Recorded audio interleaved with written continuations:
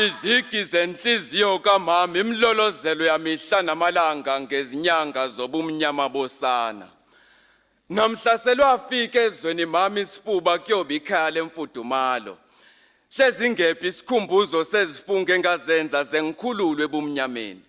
Imigqa ezandleni inani lamakhono engawafunjathiswa mhla ngisendleleni ebheke emhlabeni.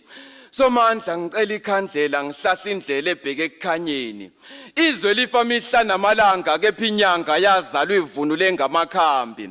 Kangisoze ngayeka amazimba aqedwe izinkumbi. Mama ngicela ukufulathela ikhaya kangikuhlamuki ngiyohle ngiAfrika. Something you can ignore about poets is that their work is remarkable, incredible, and moving. I am super excited today to be joined in Africa's finest poet. He's an award-winning African performing poet, a creative writer, and an activist for art. He is what the show is all about. On this platform, we are engaging with progressive Africans. He is a progressive African. He is a young man doing incredible work with his life. Ladies and gentlemen, please help me welcome the one and only Kwazi. My brother, welcome to the show. How are you? Thank you. Thank you for having me. Thank you for having me in the show, man. How are you doing? I'm good, man. I'm good. Welcome, man. It's a pleasure. Thank you for taking some time out and just speaking with us and let's showcase your work, because I find you to be one of the very finest poets in Africa right now, and everybody should be on the lookout for your work. Wow, that means a lot, man. It means a lot, like to have you regarding me as Africa's finest. Africa is huge, man. Africa is huge. The finest of Africa. Africa is huge, man. But I think it's high time we see ourselves as Pan-Africanists. The work that you do impacts everybody around the world, and particularly within the African continent. Exactly. Yeah, because I wanted to delve into. Yeah, man. Like, I wanted to delve into your journey and find out the very earliest days when you find out that poet is something that you wanted to do full time. How was that journey? How did you discover that the passion for poetry? I think, like, man, I had like a space. I was out of school for a year, so during that time, I had a lot in my mind. I had a lot going on in my mind. I was wondering if I would be able to go back to school again at varsity and all that. And like I started writing, but I didn't regard what I wrote as poetry. Like it was just mere writing, you know. Like I also could rap and do all that kind of stuff, yeah, boy. But then as the time went by, someone said, hey, we have a session taking place at our hometown, Mzimkhulu. So I went there, but before I went there, this lady said, hey, but I think you will have hard time because abantu abalapaya do not understand English that much. Like most people who come, and even poets, they write in their own language. So when what are you going to do? Are you going to recite to us in English? And I was like, hey, then I need to write a new poem. And back then it was not more about feelings. Like we didn't attach our poems to our feelings. You just write, like as long as you could write something, you just write. Yeah, bo. So I wrote until some a certain poet came on one of those sessions. Yes. He was invited by the Department of Arts and Culture. So I asked the guy, he was coming from Durban. I was like, bro, like what's happening in Durban? Because it's also important when we meet as poets to know what is happening in their provinces or in their towns and so on. So this guy told me about sessions in Durban. So when I went back to Durban, when I went back to school, I had some time to like attend these sessions that people recognize as these sessions in Durban. So that's where everything started, like attending poetry sessions. That's where you like read your poem and get criticized, but a positive criticism. That's what built us as poets. And I also think it is very important for a poet to ashiye leso space leso to get opinions from other people, from other poets, and also from people from your surroundings, because there are also people, they have feelings, they know what's going on. You understand? So it's, I think iyona nto yangikhulisa nami yangibeka kulokukhula lokho engikubona ngibe ngingakaqedi, because I think there is a very long way to go. There is still a very huge space engisibekele for ukukhula. You understand? So that's what happened, attending sessions, attending shows, even if you are not performing in those shows, because it happens ukuthi us as poets would like only attend shows if we are part of the lineup. But it is very important. I used to attend shows before I saw my name on the poster. And I think the first show that I attended was because I attended a show. And the brother was like, "Oh, Kwazi, hey, you're good, my brother. We need to have you in our lineup." You understand? Yeah. So I think that's what helped me a lot. It also, it's what introduced me to other provinces. Like Uguya Egoli, I just went there to attend AMA sessions. I just went there to attend sessions, and people were like, "Oh, we need to have you in our lineup." So nice. it just happens like that, my brother. It happens like that. Nice. So now, you speaking about when you started off writing, you were writing just because you wanted to write. In English. But now it is more of opinions. My question then is, what is poetry to you? Because to me, when I for those who don't know, I first met Kwazi in 2017 through a movement called Word and Sound. It's a poetry session that happens every month. And he managed to even win an award there for a poetry that he did titled The Perfect Poem. And my question with what I'm trying to get to is, what is poetry is I'm trying to understand, to us, the audience, we receive poetry differently. To me, when I hear you guys speak, I hear words that reach down to my soul. I hear words that just spark an interest to my soul and want me to reach a point where I want to go on a quest about being. But you, as a poetry giver and as a poetry reciter, what is poetry to you? And what language does it speak to you? I think if I can put it in its simplest form, for me, poetry is creative writing that moves me first. It has to move me first before it moves someone. It has to have figures of speech. You understand? Just to ukuhlobisa lapha nalaphaya esizulwini sikubiza ngezisho, khona kumele kube khona izisho nezaga ukuhlobisa lokho. So that's the simplest way to put it. And for me, like I think as isikhathi sihamba, you tend to not write ukuthi like I'm writing poetry, or I'm making sure ukuthi figures of speech are there, everything is there, like my poem is breathing, the colors are there, and everything, senses, because you have to use your senses. Apparently we have like six senses. So like when you grow in writing poetry, you reach a stage where you do not have to worry about what poetry is.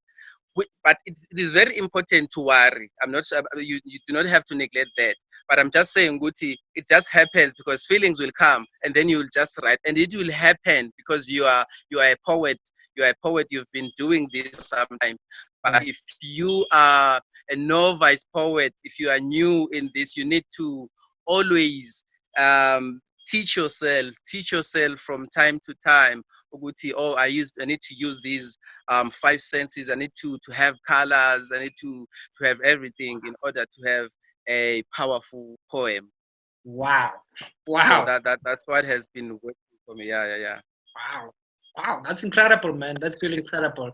I understand that you recorded a DVD called Teatime. Yeah. And you did it with Teatime poetry with Teatime Kwazi poetry. Ndlangisa. Yes. You did it in. I think it was in 20. It was in 20. I recorded it in 2016, but it was only launched in 2017. Oh, okay. I was accompanied by the legendary Metallica Nene, the legendary Team Zondi, the legendary Mabi Tobejane, the great Mabi Tobejane. And like the plan was when we started, it was like I need to go to workplaces. I need to introduce myself in workplaces, because I think people like those kind of people, like people, most of who are not introduced to poetry. So we needed to take poetry to them. So I wanted something like that, just to go there to different workspaces and deliver poetry. But I was like, okay, I need to have something. I need to have something to leave there for them to you understand? Right. So after having that in mind, I was like, okay, let me have a show, just one show. And then we did one show. I was accompanied by Metallica Nene lab, and then people wanted more. Abantu bangasekhaya emzimkhulu bebethi aw ungenza ishow eThekwini ungayenzi ngasekhaya. So I had to do ishow nangasekhaya. And also I lived in PMP, so people wanted a show. So I did a show there, and then it ended up being a touring show. So yeah, and after that, then we started going to workplaces, which we are planning to do again, because I think because of committing ourselves to more other projects, you understand? Because like I have an event company. It's called Pot of Art. So at Port of Art, we have like a number of shows. Yeah. So I think it was so that's what happened. Guti, we had to do other shows. We had to make sure Guti, like we breathe into other shows, you understand, to make them live, you understand. So yeah, that's what happened. Like it's still there, it's still going to come back, but there are still other projects that are on the pipeline. Exciting, man. How was it working with Metallica Nene? I've discovered hey, a legend, that one. Dude, how was it working with him? Yo, it was beautiful, man. Like he's a working dictionary. He's a working dictionary, that one. I understand. Like you would sit there while I'm reciting a poem. You would tell me, okay, ndoda, awumeka kancane. Asike siqale lana. Yeah, understand. So having that kind of a guidance from an elder who's been there for a while, because I also sing imlolozelo, the lullabies. So he would coach me, Guti, okay, let's start it like this. Okay, you can't do it this way. And also it helps a big time, because when I started doing imlolozelo, I had no one to look up to, as much as there have been people abangaphambili kwami who did imilolozelo, but at that time I think I didn't do research enough, but I just did imilolozelo because I could. It's something that just happened, and then I was just like, okay, let me just write this, and then I started singing it, and and then I was like, okay, it goes well with this poem, and then it happened. So it's not like a poem, like when I started writing poetry, where I had people to look up to. So when I had someone like Metallica Nene coaching me when we rehearsed and doing izinto ezikanjalo. It was very huge, man. Like it also plays a very huge role in my poetry and music life, I think. Yeah. Aish. I remember Yeah, I yeah. remember watching some of your videos of YouTube, the one you did at the UKZN, and you started clapping your hands. Oh, that was Poetry Oh Africa. man, oh man. Who is this guy? Guys, everybody needs to listen to this guy. Wow, dude. That was Poetry Africa, my brother. I think it was 2015. Yeah, yeah. Two of my It was favorite poets. 2015. It was 2015. Yeah, I had Bob Madala featured there. Yeah, yeah. Two of my favorite poems was Imilelezelo, Gamama, and Lolozelo uh, kamama. yeah, and there was also a conversation between death and life, and you chose life. Oh, yeah. Tell me about that. Tell me about that. One And of my why you favorite chose- poems. Tell me why you wrote that poem and what is it about? The life and death, or Imlolozelo kamama, which one? The life and death. Or the conversation between life and death. All right. I think, like, because I can't know also, bruh. Like I also try to ask myself every time when I wrote something, and it's always different what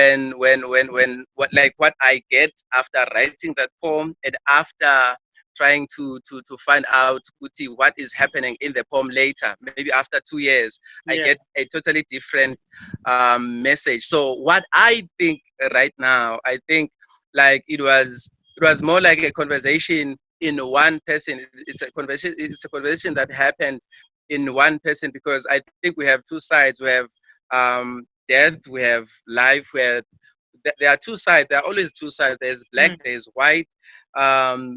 So I used that to try and show the brighter side. You understand? Right. So I was trying to show the brighter side, because at the end, the brighter side wins. But the darker side is always there, trying to haunt you. So it always tries to haunt you, but you always have to try and come back to self. And I regard the whiteness, but not white pigment, like the whiteness, like the clearer side of Right. life is the life. Like it's there, but also the darkness is there, but you always have to try and fight in order for you to recollect yourself. Absolutely. Which Absolutely. is why also I have a book called Collecting Self, and that poem is part of the book. Oh, nice. You have a book? I didn't realize. I only know about the DVD. I didn't realize you wrote a book. When did you write the Oh book? wow! I thought you. I I always see you on Instagram. Like I was like, oh okay, but I wasn't looking forward to that. But I thought you saw that, I didn't see the but book. I didn't see it's the book. okay. You are doing It's a number okay, of comrade. work, and one work that is just so notable that just really woke me up to the idea of how African poem could go far is when you were featured on Latuma Makosa's opening in New York. The Oh Kingdoms in yeah, New York. I'll also read that poem. Yeah, I'll read that poem. Ulatuma approached me, like we once worked in one project. It was done by Sanlam. I think it was 2017. Yeah. So like he was amongst the guys I worked with. Like Yeah. there were a number of other guys that I wrote poems for. So after that, the years went by, and in 2019, last year, yeah, last year he approached me. Like he had a show at New York Fashion Week, so he wanted me to write a poem under his collection, for his collection, and he has a title. His title was South African something, like I can't recall right now because it Yeah, caught me off that's guard. fine. But it That's was fine. something about African and Africanism, and recognizing ourselves as as Africans, and recognizing the higher entities that we are ourselves. You Right. understand? So it was something like that, and I think it was beautiful. It went so well. Wow, man, that's And incredible. he was happy. He was happy. Dude, he was happy. I was happy, and I was moved by that He was introduction. happy. He was happy. It really gave a new image for Africa. Like I was like, wow. Like I got a couple of friends overseas, and they were like, "This is really incredible work." You know what I mean? This is new image that we are getting about Africa right now. Like Africa is not just a jungle, as Black Coffee always says, but yeah, as Black Coffee used to say. Yeah, it is now a place where of art, a place where you can really just find yourself immersed into how primitive the people live, how also in the process they are developing and becoming one of the most incredible continents to live in and build a life for yourself. Yeah. Exactly. Yeah. Exactly. Now, Exactly. That's true. In closing, we on Progressive Podcast we have two questions that we normally ask progressive Africans like you. The first one will be, what is your hopes and dreams for Africa? What sort of hopes and dreams? Correct. What sort of continent you wish to see your son, your grandsons live into? What sort of I see like I see my grandson living in a borderless Africa, because like we are brothers and sisters. We are brothers and sisters, which is also which is also the reason why I do not understand when we fight. Because like when we are in these festivals, like in international festivals, it's where you see Guti, okay, this brother is more like me, like I'm more like him and them and everyone. Like we are one, we speak one language, even though we are not speaking one language. I think you understand. So like it just doesn't make sense. And when you are there with them speaking this one language, it really doesn't make sense. Like Uguti, why there is something called Afrophobia, because it's not xenophobia, because we are all black, we are all Africans, we are all one. And I just have that hope, Uguti, maybe one day, maybe people will recognize, because it's in them, like they know, they just need to recognize Uguti, like we are one, we have been one for years. Like Africa, we are coming up from there. Like we used to in South Africa, it didn't just happen. Like we were up there, and then we came down, which is also why, like you could see, like you could hear, like from languages, our languages are almost the same. Yeah, you understand. Like even though kukhona lokho kuhluka lokho, but there are some languages othola ukuthi like there is that connection, which also means like we are one, brother. Like we are one, we have been one. We just need to recollect ourselves and notice ukuthi we have been living and we've been one for years, and we need to realize that when you realize yourself, you recognize yourself first, you also need to realize someone else. So I think that's the country, or that's the continent I want my kids and my grandkids to live in. Incredible.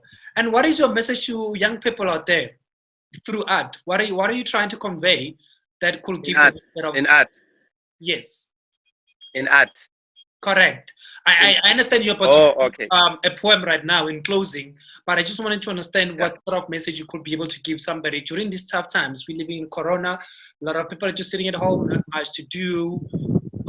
So what sort of words can you give them of encouragement? And when they come out, what could they possibly be doing with their lives to elevate the African standards? Yeah. I think it is very important to go back to our roots, to go back to our roots and dig in and find out more about like our surroundings, like our backgrounds. We need to know more about ourselves, because I think we have lost ourselves in some other ways. So we need to use this time to recollect all that has been lost in the past years, as families, because we know Guti, there are many struggles happening in Africa. There are many struggles happening in Africa, in South Africa. There are many struggles in our homes. We need to mend as families. We need to sit together. We need to listen to poems by Kwazi Ndlangisa. We need to engage ourselves. We need to go back. We need to start again. We need to go back and use what we used to and do what we used to do back then. Sitshale, kumele sigqume, kumele siphalaze, kumele si-connect namadlozi, kumele siphahle and recollect ourselves from time to time, because also like ungakuqaphela ukuthi when you are sick, you go to the doctor.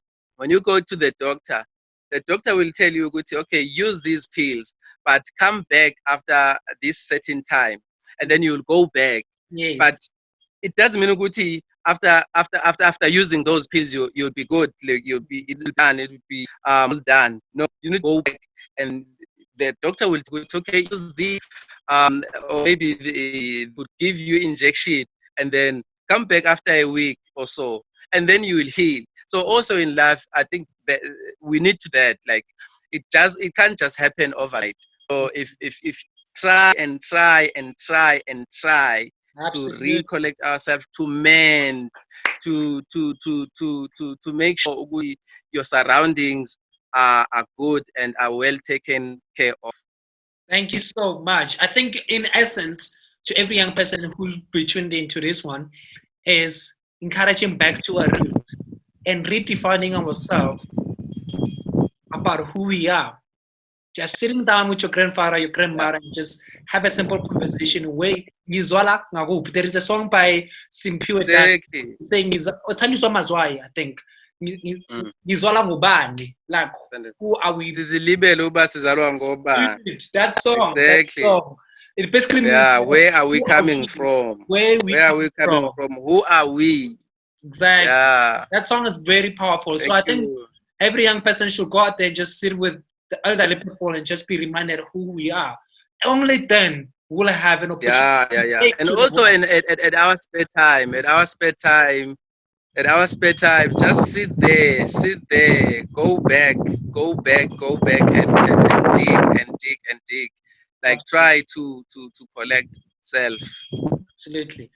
Thank you so much, man. Just give us those 2 poems in closing, and we'll truly appreciate your work. You are one remarkable progressive African, and we're proud about the work that you do. Okay, I'll share this first poem. It's titled Kingdom.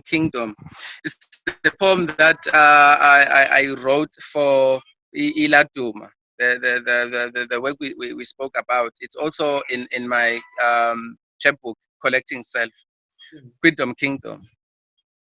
Queen, the mother who made a second home at the marketplace, trading her comfort for cold and dust. Queen, a woman wearing the father figure when the father disappears even before the baby is born. King, a father who doesn't disappear. King, a father who knows that being a father is not based on how much money you put on a falling table, but how much presence and love buys all that is falling. Kingdom, how we wear the crown of Ubuntu in every bit of the heart. Home is where the heart heals in our hearts, is where the crown is. Our aura is a reflection of galaxy of colors, depicting a rainbow mountain. You can read us through the garments we hide our bodies under. Kingdom is passed through genes in my village. Our greater force descends from ancient queens, women who held the spear on its sharp end. Our greater force descends from ancient kings, a truest reflection of how far we have come as a fighting nation, fighting for freedom, fighting for love, fighting for existence.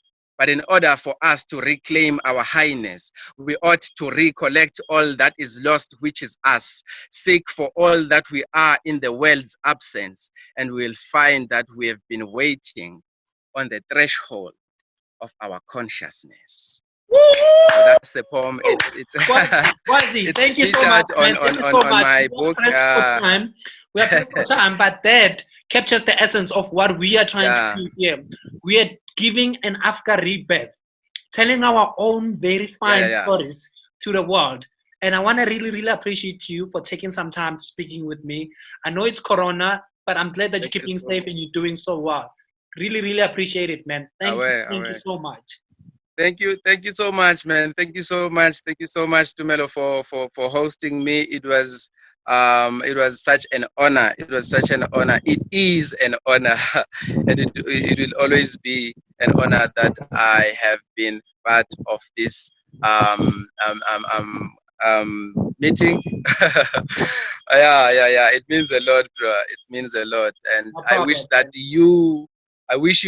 that you go on and do this work. It's very important. It is very important. I appreciate it, man. Thank you. Thank you so much. Keep working. People must buy the book. People must pre-order the book. It will be available. So the book will be available as soon as the coronavirus is over. No problem. Or maybe let's say as soon as the quarantine is over, they will be able to get the book. It will be available for 100 rands, but the pre-orders are open. No problem. So what I'll do is that I'll put up a link and I'll be able to just put it out and see how people can be able to get in touch with you and get it, man. I'll definitely get it myself. I love connecting with self and just finding out who we are as a person and what are we here for to do. You know what I mean? So I'm really proud and thank you so much for taking some time again. All right. Awesome. Thanks a lot, Thank you, bro. man.